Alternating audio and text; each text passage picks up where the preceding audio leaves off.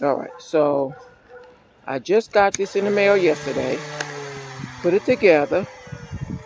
Had a slight little, took me a little time to get the bottom part together because instructions aren't too great. But I watched a YouTube video, figured it out, and oh my God. This is like the best little thing. If you're tired of weed eaters with the strings popping, this is where it's at. When I say, oh my God, this thing, and it has different blades that come with it. This little gadget is the best thing. It's not bad on your back. You can adjust the handle. Yeah, it is well worth the money. Get it, and you will never go back to the weed eater with the string ever again. Alrighty.